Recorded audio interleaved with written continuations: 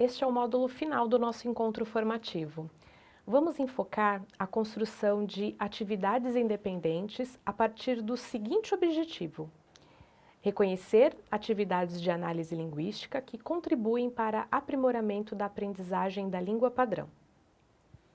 Nesta parte, vamos discutir a construção de atividades independentes com foco em alguns aspectos gramaticais ligados à textualização.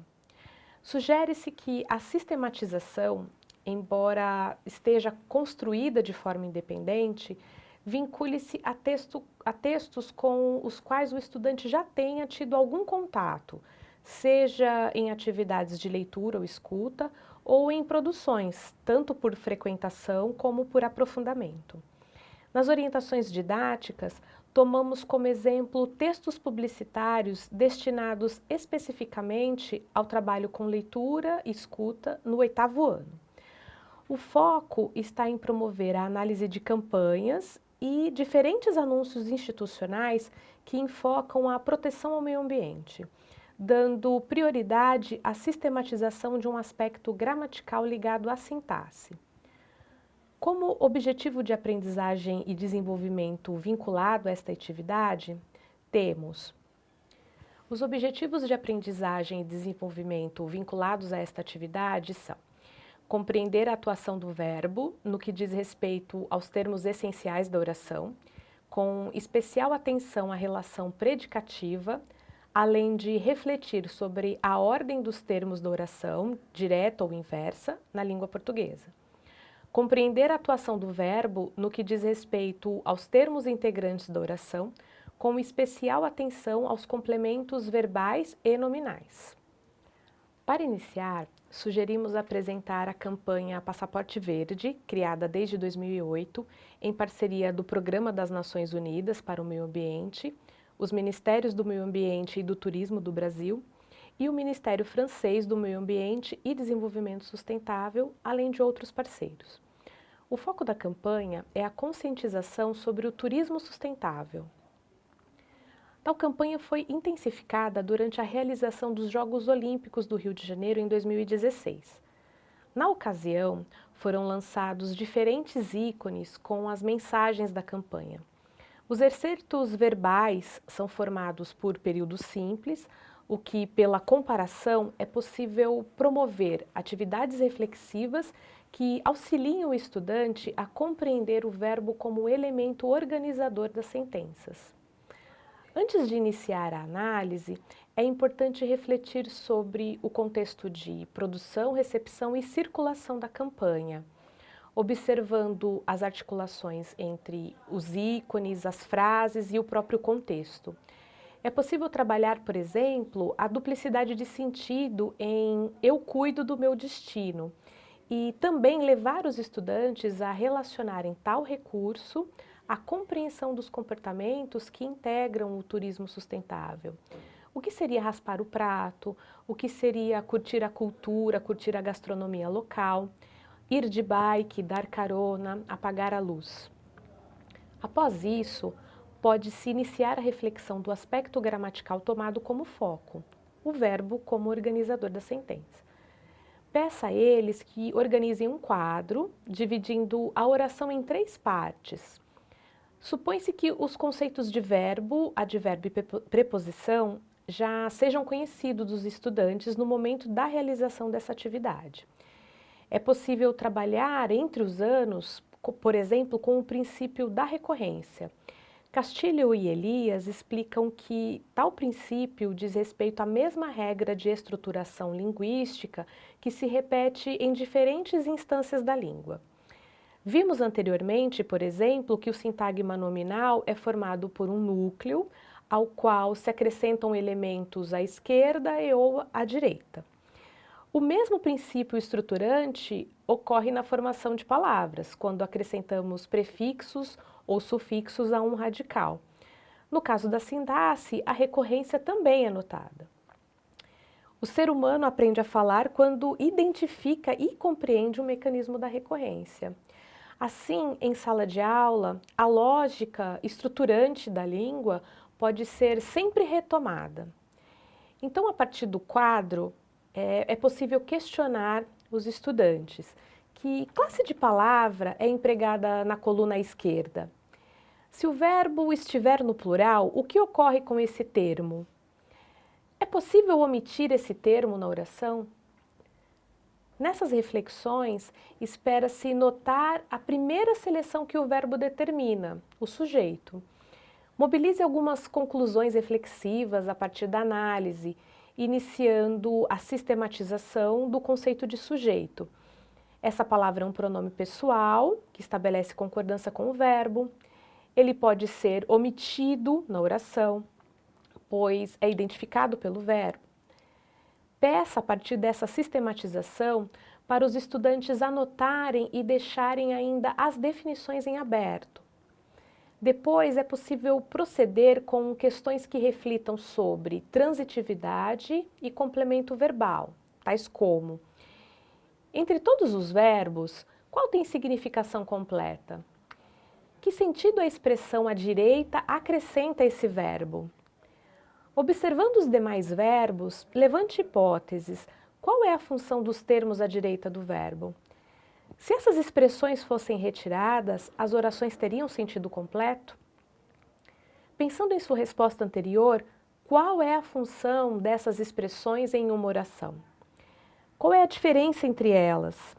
Se elas estiverem no plural, há alguma alteração no verbo? Com tais questões, reflete-se a segunda possível seleção dos verbos, o complemento verbal.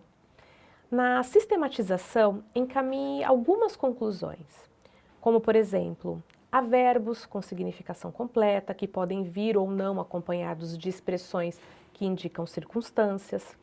Outros verbos não têm significação completa e determinam a inserção de complementos que podem ser introduzidos por preposição ou não. Nas orientações didáticas, há outros anúncios institucionais propostos para análise, dando continuidade à sistematização proposta. A partir dessas atividades reflexivas, por exemplo, pode-se iniciar a introdução de uma nomenclatura básica, a partir da consulta a uma gramática ou site de referência. É importante retomar as especificações de sujeito, transitividade e complemento verbal, colocando o verbo como organizador da sentença. Pode-se, inclusive, diferenciar também os verbos significativos dos verbos indicativos de estado.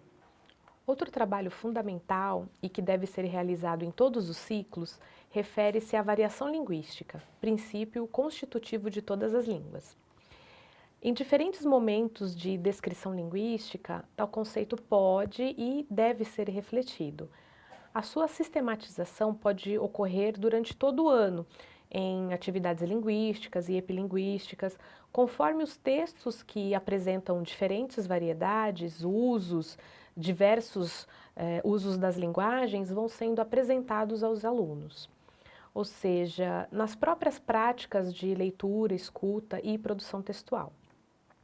Isso pode contribuir para a construção de um movimento constante de reflexão linguística sobre os usos mais adequados a cada contexto, assim como um reconhecimento e discussão das situações de preconceito linguístico e suas implicações para a constituição dos sujeitos. Para sugerir uma atividade metalinguística de sistematização do conceito de variação linguística, selecionamos como exemplo o 9º ano, buscando nesse momento articular saberes já desenvolvidos ao longo dos ciclos com relação à diversidade linguística. Para isso, propusemos uma pesquisa sobre tais questões. O objetivo de desenvolvimento e aprendizagem de foco é identificar a existência de variedades da língua portuguesa determinadas por classe social, gênero, idade, escolaridade, profissão, localização geográfica e atividades humanas, assim como por influências interculturais dos povos indígenas, africanos, europeus e outros. Sugerimos a proposição de uma pesquisa a ser realizada pelos estudantes sobre a história do português brasileiro. Pode-se usar como estratégia metodológica a proposição, por exemplo, de uma aula invertida, ou seja, aquela em que os estudantes se preparam previamente a partir de leituras diversas para uma discussão em sala. Nas orientações didáticas, sugerimos para esse trabalho um artigo de divulgação científica e alguns vídeos disponíveis no YouTube, vinculando-se assim aos gêneros de frequentação, artigo de divulgação científica e relatos orais de pesquisa. Durante a análise e discussão dos textos, será fundamental construir coletivamente definições para os tipos de variação. Pode-se destacar a importância da compreensão da língua como uma das principais características da identidade de um povo. Nessa parte, também pode ser proposta mais uma atividade coletiva de reflexão a partir do mapa mundi das línguas, conforme vocês visualizam. Segundo o criador dessa página, que no site se apresenta apenas como David, um apaixonado por línguas e culturas, o objetivo do site é se constituir como uma espécie de Wikipédia das línguas e dialetos. Nessa página, o mapa interativo traz gravações enviadas de modo voluntário por pessoas de todo o mundo, permitindo analisar diferentes línguas. É possível, por exemplo, ouvir diferentes sotaques regionais, comparar cidades, estados e países. Pode, então, ser proposta a escuta atenta de diferentes variedades no estado de São Paulo, de diferentes regiões brasileiras e também de diferentes países de língua portuguesa. Portugal, Angola, Cabo Verde, Moçambique, Timor-Leste, São Tomé e Príncipe e outros. Solicite aos estudantes para observarem, por exemplo, variações de entonação, ritmo, vocabulário, pronúncia de alguns fonemas e outros aspectos possíveis de serem observados. Além dessa atividade com variação linguística, é possível construir também uma atividade de pesquisa, indicando alguns métodos de estudo da língua. É importante estabelecer como foco uma determinada região da cidade ou determinadas comunidades, por exemplo. Nas orientações didáticas, sugerimos uma proposta que enfoque as linguagens das periferias. Para isso, é importante recomendar a seleção de materiais textuais que tragam registros dos usos realizados em situações reais de interação. Podem ser gravações, vídeos, panfletos, placas, artes de rua, publicações locais, páginas em redes sociais, sites de projetos comunitários, textos literários e outros. O segundo passo para a atividade de pesquisa é o estabelecimento de hipóteses a serem observadas. Podem ser sugeridas, por exemplo, que a gíria pode ser uma marca de contestação, a linguagem da periferia resiste à marginalização, a linguagem da periferia muitas vezes demarca identidades territoriais, ou seja, comunidades específicas. A língua falada na periferia tem sua legitimidade negada ou ignorada. A linguagem verbal e outras linguagens se articulam para devolver à linguagem da periferia sua legitimidade, que é constantemente negada ou ignorada. A linguagem da periferia está no centro. A partir dessas hipóteses, as unidades de análise podem se concentrar no estudo do léxico, por exemplo, buscando gírias, expressões populares, marcadores lexicais, neologismos, marcas sonoras e outros termos e expressões que demarquem discursos de resistência, identidade e cultura, comprovando ou não as hipóteses selecionadas e propostas pelos estudantes. Após estabelecer essas unidades de análise, será fundamental recomendar como a transcrição dos materiais ocorrerá e também a seleção de trechos significativos e de que forma os resultados da pesquisa serão apresentados. Artigo, seminário, mesa redonda, por exemplo. Tal atividade com o conceito de variação linguística permite a compreensão do que é a língua em uso, bem como refletir sobre o preconceito linguístico a partir de questões próximas ao universo do estudante. Enfim, com tudo isso, queremos dizer que as atividades independentes de análise linguística podem se constituir como práticas específicas para o trabalho de sistematização linguística, bem como conceber uma sequência independente de atividades com foco na análise e reflexão sobre um aspecto específico da língua, o léxico, o semântico, a gramática ou o discurso, não estando, então, necessariamente vinculadas aos projetos de leitura, escuta e produção de textos. Com essa proposição, chegamos ao fim da parte virtual do nosso encontro formativo. No processo de implementação do currículo da cidade, será fundamental que os professores, então, reflitam suas práticas e, em parceria, construam novas práticas que ultrapassem a concepção simplista do tópico gramatical isolado ou retirado de características genéricas. Entende-se assim que a análise linguística deve contribuir para formar sujeitos fundamentalmente responsivos, responsáveis pelo seu agir, sendo capazes de usar a língua em diversificadas atividades humanas. Não a língua como sinônimo de nomenclatura e definições, sem articulação com a vida, mas a língua em uso, que constitui os sujeitos em suas práticas sociais. Esse material, esses vídeos e as orientações didáticas convidam você, professor e professora, a refletir sobre novas possibilidades e práticas no que se refere ao trabalho com a língua em uso. Para auxiliar nesse percurso reflexivo, apresentamos também nas orientações um glossário que relaciona alguns conceitos-chave e exemplos didáticos que podem auxiliar a prática reflexiva docente. Não deixem de conferir.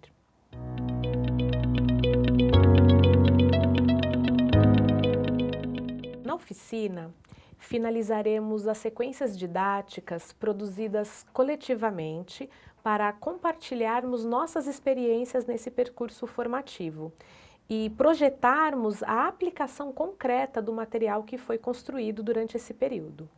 Aguardo vocês no nosso último encontro presencial. Um grande abraço a todos.